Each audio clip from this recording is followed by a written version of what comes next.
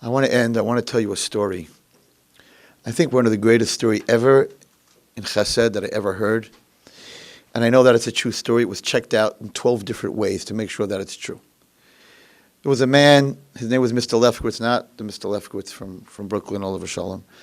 And Mr. Lefkowitz was a very wealthy man, and he was an old man, and he was in a nursing home. And he never had lost his 2 feet to diabetes. And he was very wealthy, so even though the nursing home had 2 beds in every room, in his room there was only 1 bed, and he paid for both beds. He wanted to be alone. He was an artist, he was a very intelligent man, and he didn't want to have anyone else in his room. One day, the owner of the nursing home calls him up and says, listen, Mr. Lefkowitz, we're asking you for a favor. There's a Mr. Friedman who wants to come to the nursing home, but we don't have any room. And we're going to make room in 30 days. Someone's going to Florida. Would you let him be in your room for 30 days? He was a really nice guy, Lefkowitz. He said, but you got to promise me after 30 days this Friedman guy is out. Yes, 100%. So they bring in this Mr. Friedman. And they put him into the bed. Lefkowitz was a very happy, nice person. He gets into his wheelchair. He rolls over. He says, Friedman, welcome to my castle. Friedman's a miserable, cranky old man.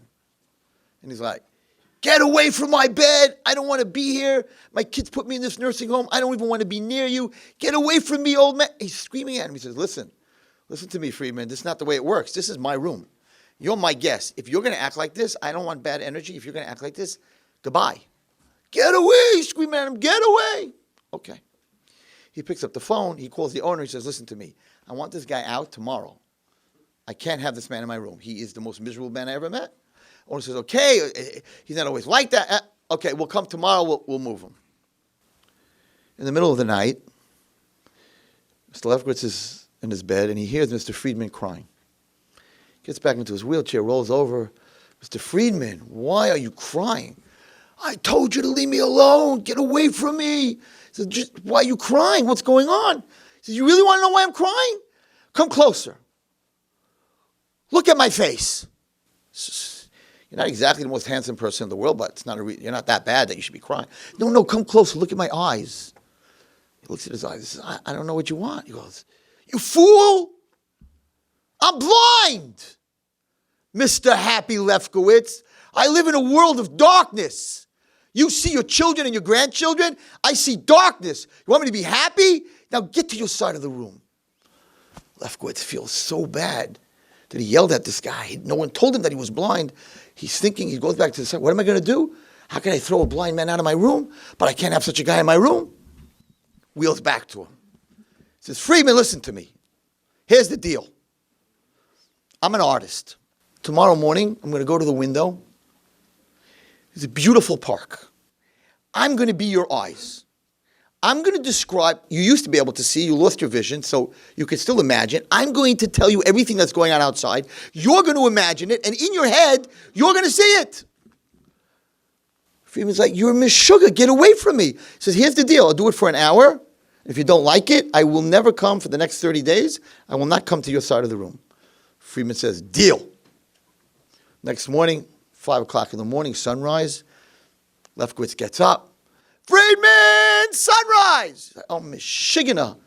I just went to sleep. What? Sunrise. And he starts talking about the clouds, cumulus, nimbus, and cirrus, and we're across the park, and the B-13 bus just came here, and there's a lady with a yellow ad. For the hour, he's telling him everything that he sees. And finally, the hour's over, and Friedman says, okay, Lefkowitz, the hour's over, done, you can't come to my side of the room, I'm done. Next day, Friedman calls Lefkowitz over. He says, you're a Meshuggah, but it's true. Everything you were describing, you described in such detail that even though I can't see, I saw it in my head. It was amazing. You want to do another hour tomorrow? This is a true story. V'kachoya. An hour, 2 hours, 4 hours, 5 hours. These two, no 30 days. For a year, they were together. They were best friends. He would sit there a whole day and describe the sunset, the sunrise, the Little Dipper, the Big Dipper, the park, the hydrants, the dogs, the cats. Best friends. Rain, snow, fall, spring. Everyone in the nursing home knew these two, one's blind, one's in a wheelchair, put them together, they make an unbelievable person. They're so happy together. And one day, Friedman calls Lefkowitz over to his bed. He says, he called him Lefko in the story. He goes, Lefko, I have to tell you something. I see more now blind than I saw when I had my eyes. I never looked at the children in a park. I never looked at a sunset or a sunrise. I never looked at the stars. What you're doing for me, I see more blind than I saw with my eyes when I could see. And Lefko said, nah, come on, don't get so emotional, come on. They were Mama's best friends. And 2 months later, Friedman wakes up, and there's something very wrong. He feels that it's much later than sunrise. Lefkowitz, where are you? Nothing. Lefkowitz, where are you? It's late. You in the bathroom? Nothing. He pulls the string for the nurse. And the nurse walks in, and he says, Nurse, where's my friend? Where's Lefkowitz? She says, Mr. Friedman, I don't even know how to tell you this, but last night while you were sleeping, he was having chest pains. We took him to the hospital.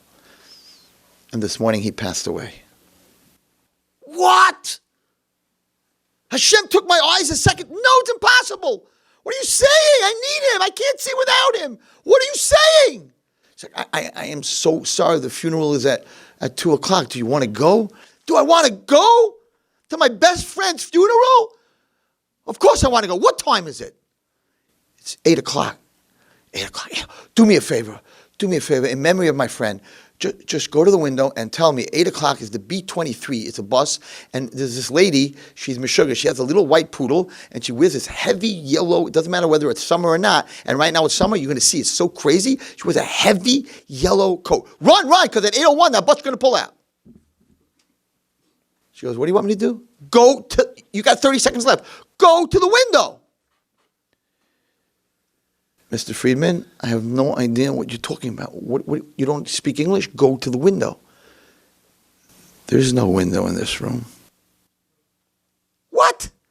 What do you mean there's no window in this room? What are you talking about? My friend Lefkowitz been by a window for the last year and a half. What are you saying? You're playing with a blind man? You're playing with me? What do you mean there's no window? And he gets up.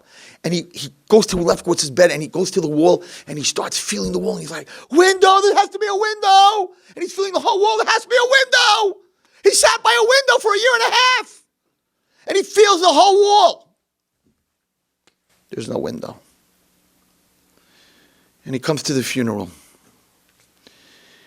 Mr. Friedman gets up to speak by Lefkowitz's children and grandchildren. And he says the following. He says, there are human beings in this world that do chesed. And they're willing to sit by a window and describe the world for a blind man. He says, but there are angels. And your father was an angel that was willing to sit by a wall. He didn't see any more than I did. He sat by a wall, and he made that wall into a window for me. That's not a human being. That's a malach. Many of us are going through hard times. Many of us have our own walls. I don't know if I have the money to give this yeshiva. I got investment. I got my stuff. I got my own stuff. Right, Wallerstein, what do you bother? I got my own stuff. Yes, if everything was going great, I'd give a big check to this yeshiva. That's a human, that's a regular person, and I have a window, okay. But you don't know what I'm going through. I got a wall. You got to step it up. You got to step it up like Lefkowitz. And you got to take this yeshiva's walls because they have hearing loss and they can't hear. And you have to be their ears. And you have to help them be successful, even if you have a wall. You can make a window for all these kids. And this rabbi, why does he have to struggle? Why does he have to even ask for money? The money should be thrown at him before anyone. These are Hashem's special children. Hashem says, I rest in their disability. I am in their ears. Just like I'm in Moshe Rabbeinu's mouth. I am in their ears. You want to get close to me? Get close to them. Why did this man have to even ask for money? You can make a window for them, even if you have a wall. I'm going Lag BaOmer Mitzvah Hashem with Hashem's help to Eretz Yisrael. And Vosikin, when I get there, I'm going to go to a wall. There's no windows in that wall. Whoever's been by the Kosel, there's no windows. Shlomo Melech said in Shir HaShirim, I will look at you, Hashem said, from the windows and from the cracks. It says in Mefarshim, the windows was when there was a Beis HaMikdash, and the cracks are now Manashtana. What's the difference? When your kid gets on the bus in the morning and you're waving from the window, you see him and he turns around and he sees Tati waving and Mommy waving and he feels secure. That was in the times of the Beis HaMikdash. Shlomo Melech said, but there will be a time where HaKadosh Baruch Hu will look at through the cracks. The person who watches through the cracks sees the person he's watching, but when the other person turns around, he just sees a wall. That's all he sees. And that's all we have. All we have right now is a wall. The Kaisel Maravi, the weak wall, the disability wall, the weakest wall in the whole Beis HaMikdash is the one HaKadosh Baruch Hu said, I love the disabled. The wall that was the least important in the whole Beis HaMikdash, that's the one that's standing, not the Mizrach Vant. But that wall has no windows. He sees us, but we don't see him. Oy vey, this door. Oy vey, what I deal with. Oy, he sees us, but we don't see him. How many children are atheists? How many children are saying, how do you know there's a Hashem? How do you know this is true? Oy, we don't see him. Oy, we don't have a window in the Kaisel Maravi. So how are we going to get the window in the Kaisel Maravi? HaKadosh Baruch Hu says, if you take my wall, and your wall you take and turn it into a window for others, Mida Keneged Mida, I'll take my wall. And I'll put the windows back in the Kosel. That's up to us. When we take other people's walls and make them windows like Mr. Lefkowitz did, then HaKadosh Baruch Hu will put the windows back. My bracha to the boys of this yeshiva and to the Rosh Yeshiva and to all the Jewish kids who have hearing loss and who are deaf. They will hear the shofar of Mashiach before us, because they are the closest to HaKadosh Baruch Hu. They will hear it, and we will hear it, and I hope we'll hear it b'karov. Thank you very much.